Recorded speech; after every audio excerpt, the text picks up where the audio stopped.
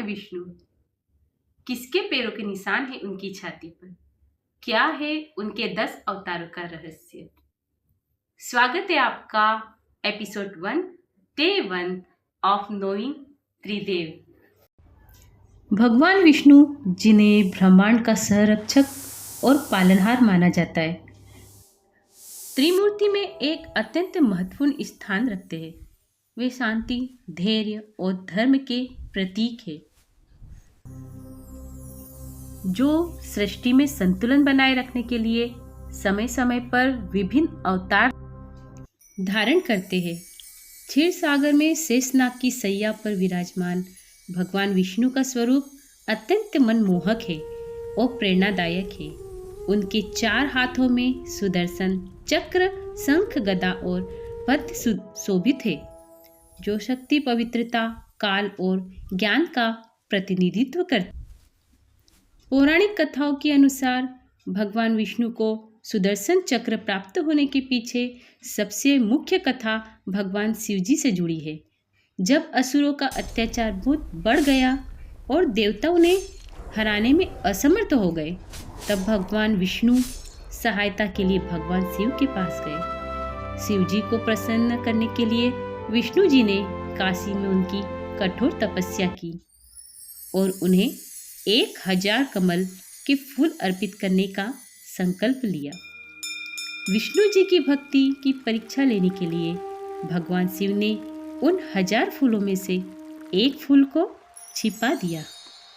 जब विष्णु जी ने पूजा शुरू की और उन्हें अंत में एक फूल कम मिला, तो उन्होंने अपने संकल्प को पूरा करने के लिए अपनी एक आंख निकालने का निर्णय लिया, क्योंकि उनकी आंखों को पुंडरीकाक्ष यानी कमल के समान माना जाता था। भगवान विष्णु की इस असीम भक्ति और समर्पण को देखकर शिव जी अत्यंत प्रसन्न हुए और उन्होंने प्रकट होकर विष्णु जी को वरदान स्वरूप सुदर्शन चक्र प्रदान किया। भगवान विष्णु की छाती पर भृंग ऋषि के पैर का निशान है।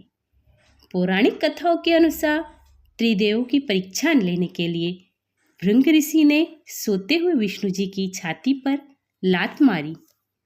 विष्णु जी ने क्रोध करने के बजाय ऋषि का पैर सहलाया और उनसे क्षमा मांगी।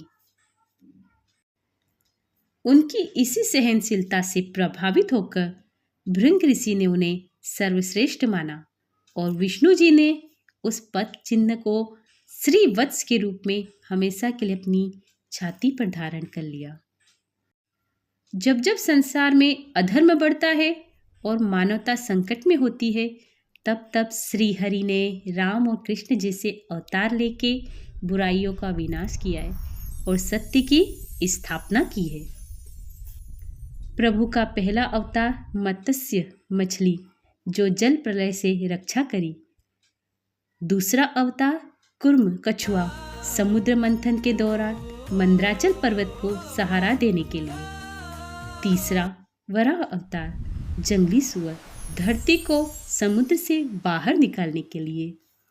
चौथा अवतार नरसिंह, आधा मनुष्य और आधा सिंह, हिरण्यकश्यप के वध के लिए। पांचवा अवतार वामन, बोना ब्राह्मण, राजा बलि का अहंकार तोड़ने के लिए। छठवां अवतार परशुराम, शस्त्रधारी ब्राह्मण। सातवां अवतार श्री राम, मर्यादा पुरुषोत्तम, रावण वध के लिए। आठवां अवतार श्री कृष्ण, 16 कलाओं से पूर्ण महाभारत और गीता का ज्ञान। 9वां अध्याय बुद्ध, अहिंसा और शांति के प्रतीक। और आने वाला 10वां अवतार कलिक अवतार है। यह अवतार कलयुग के अंत में प्रभु लेंगे। तो आपको ये वीडियो कैसा लगा, प्लीज़ लाइक करिएगा और कमेंट में ज़रूर लिखिएगा। अगला वीडियो मैं जल्द ही लेकर आऊँगी। तब तक के लिए Radhe Radhe. Please subscribe my YouTube channel.